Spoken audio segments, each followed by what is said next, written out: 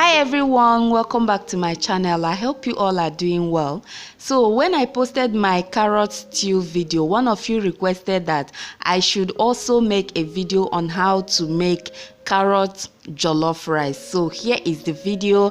I hope you stay tuned to the end of this video to see how you can use carrots to make jollof rice.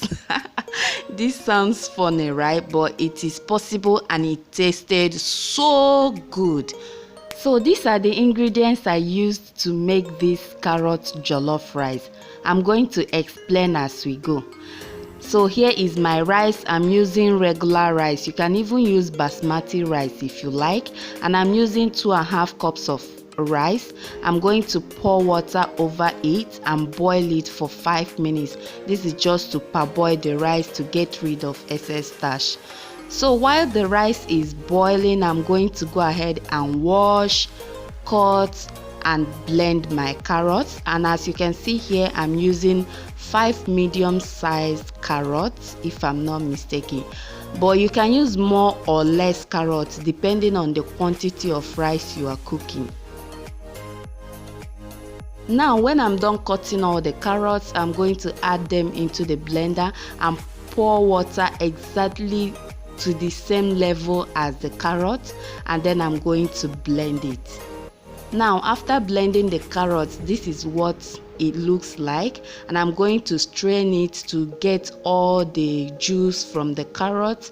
I will also rinse the blender with just a tiny bit of water, and then I will begin to press the carrot with a spatula or spoon. You can use any one. Make sure you get all the juice from the carrot. Now this is the chaff. Don't pour it away because we are going to be using it.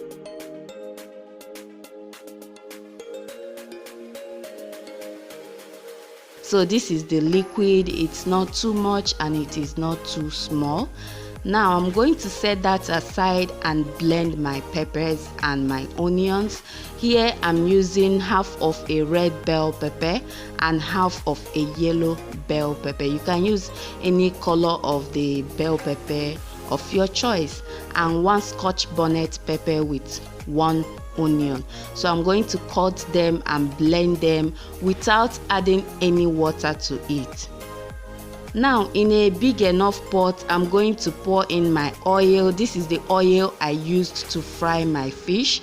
You can use just ordinary vegetable oil, but the taste that this oil will give to this rice is also amazing. So once my oil heats up, I went ahead and added about a teaspoon of thyme. You guys know I like to season my oil with some thyme before I add my blended peppers or tomatoes.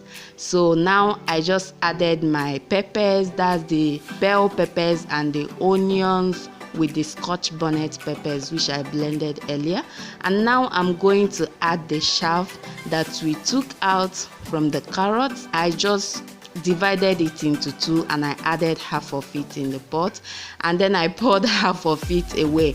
You know, this is my very first time of making this, so I was a little bit scared that the taste wasn't going to come out nice if I added also. I used half, but you can actually use all the chaff.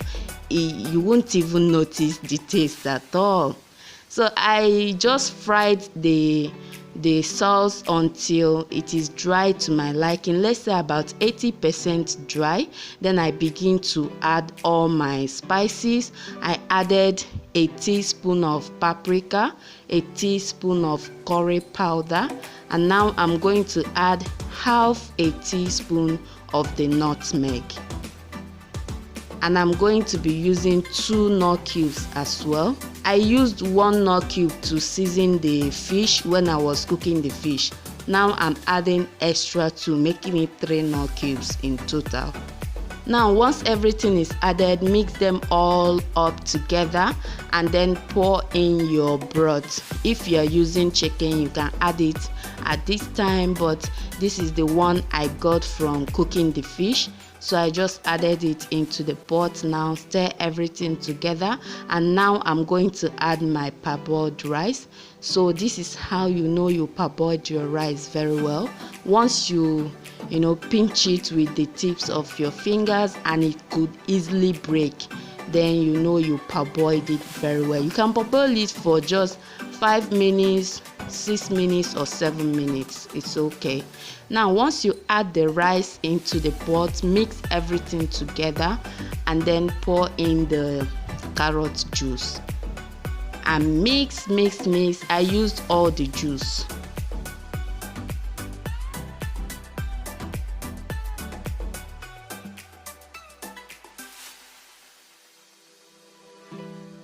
So now I'm just testing to make sure my seasoning is right, and I needed to add a little bit more salt, and then I added more. You can add more seasoning if you want. Just make sure the ingredients, the spices, everything is okay, and cover the pot. Allow it to dry up a little bit, not too dry, just like what you are seeing here now. And then I will begin to mix it. Just mix everything together.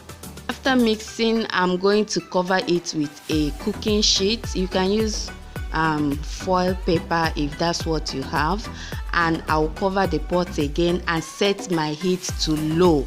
When I was cooking it without the cooking sheet, I was cooking it on medium heat.